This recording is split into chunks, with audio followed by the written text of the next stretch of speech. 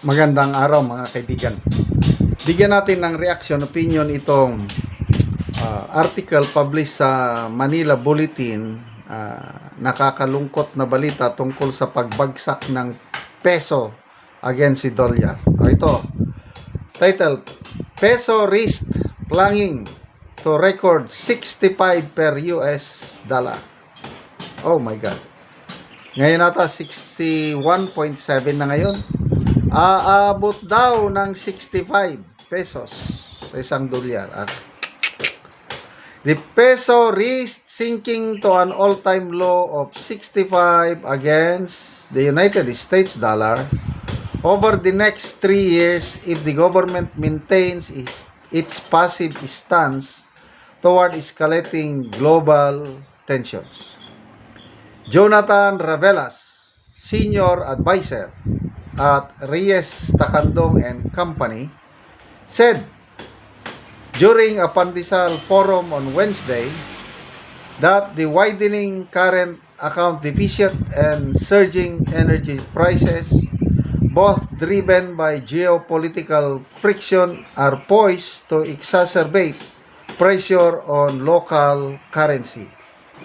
The global peso remains highly vulnerable to global shocks, Ravelas said, noting that without decisive state intervention to mitigate these external spillovers, the currency is likely to sustain deep losses in the near term, having already been battered by historical lows recently.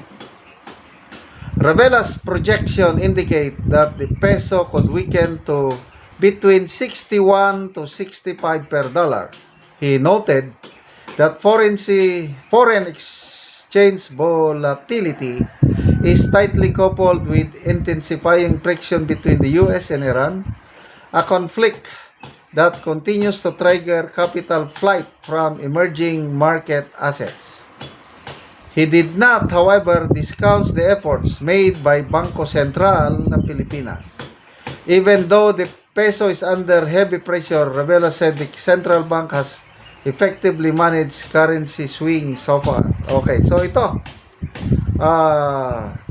Ang ating economic growth for first quarter of 2026 is only 2.8%. At ang sinasabi ng, I think, World Bank, patuloy pa itong magbaba.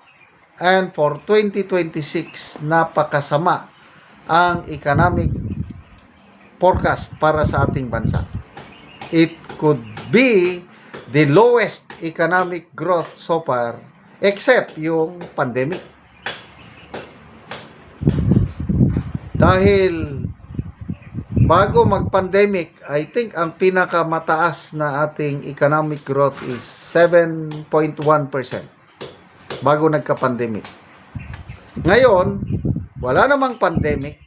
Kaya lang, sobra pa sa pandemic yung corruption na nangyari.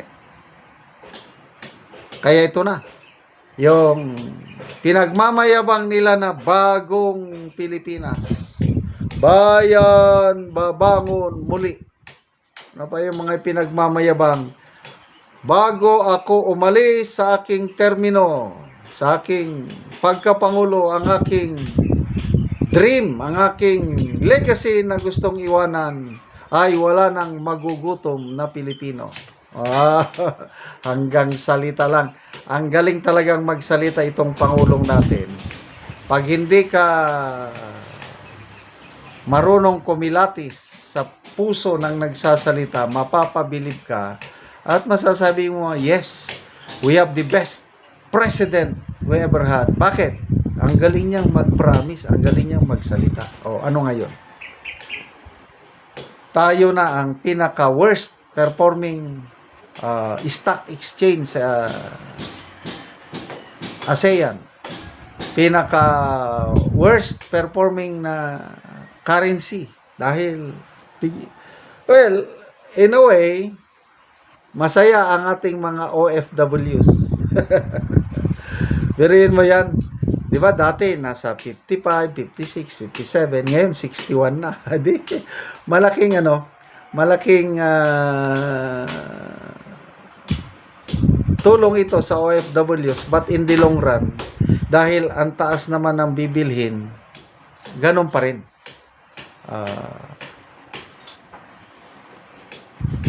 Mga pag magpunta ako, magbili ako ng Jollibee, may mga bata palagi nagbibenta ng pamunas. So, every time namimili ako, limang piraso yung bilog na gano'n, tinay-tahi lang. 5 piraso, 20 pesos. Yan, bili ako.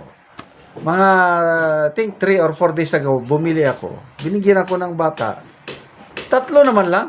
Sabi ko, uy, di ba dati 5? Ang 20, sabi. Sir, nagmahal naman ang lahat. Sabi niya. Oo nga, sabi ko, oo nga, no? Nagmahal na. Kahit pamunas ng sakyanan, nagmahal na rin. Yan po ang epekto nitong nangyayari na sa atin ngayon na wala nang nag-i-invest sa atin. Eh, sino ba naman ang mag-invest? Kaliwat kanan ng korupsyon, tapos napakagulo pa yung putukan sa Senado, balitado sa buong mundo. Tapos magandang development. At least may nagsampa na ng kaso laban sa Marcos Jr. administration, yung ginawa nilang pagkidnap kay Tatay Digong. Nandun na po sa United Nations Human Rights Council. At ang nagsampa ng kaso, hindi tayo mga Pilipino. International Support Organization na nabantayan nila kung papaano pinersecute ng administrasyong Marcos si Tatay Digong. Kaya sila ang nagsampa ng reklamo. I hope na magkakaroon ito ng magandang resulta. At ang ating Tatay Digong din, mayroon na siyang kinuhang magaling na abogado, Peter Haynes, na nanalo na siya sa mga kaso sa ICC. Meron siyang track record na maganda, kaya ipagdasal lang po natin ang ating Tatay Digong. There will always be a day of reckoning, sabi niya. Kaya malapit na po yan. 2028, ilang taon na lang, may isa naman na namang Duterte makakabalik sa Malacanang. At tingin ko, yun na yung pag-asa nating God Save the Philippines, makakabangon tayo pagdating ng Duterte administration sa Malacanang. Salamat mga kaibigan sa inyong pagsubaybay sa channel na ito. Nakakatulong kayo ng malaki sa tribong Talandig ng Bukidnon dahil ang sweldo natin sa channel na ito is pantulong po sa tribo. Namimigay tayo ng libreng yero at pako para makapagpatayo sila ng mas maayos na tirahan. Panoorin nyo ang video na ito. Anak ko sa balay sa tabangan na Mugero, sumuna ni tsura sa iyang atop. Sumuna ni ang kadagkuon sa buslot sa iyang balay.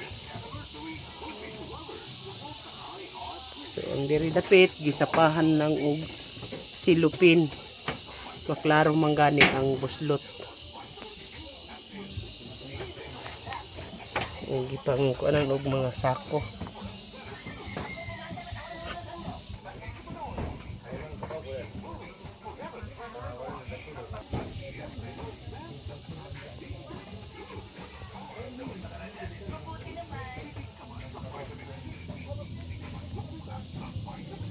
O karon mo na ni ang yero nga among gihatag ng pulis sa atop sa balay ni Ungkol.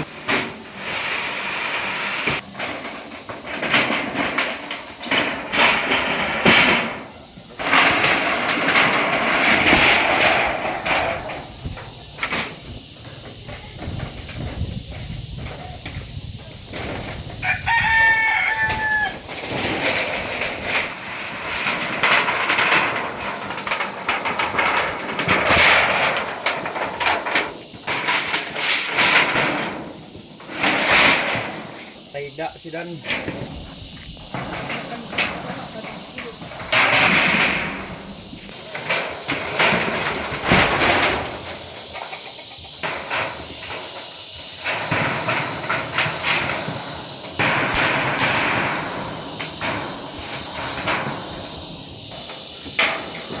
Patay ako rin TikTok pagsungat.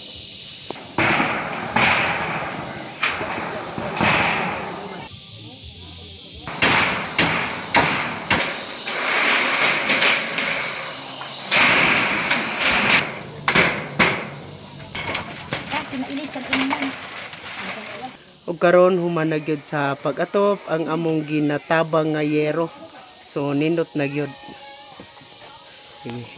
Ay, salamat sa Ginoo sa nagdawang sa sin kay napulihan na gyud ang akong atop sa 5 na ka tuig. So lima na to katuig imong atop ante, so bago pa napulihan. Bago pa gyud napulihan na gyud. Sa kalisod, so dili gyud ni karon nagpasalamat ko kay napulihan na gyud ang among sin. Salamat kay ante. Salamat.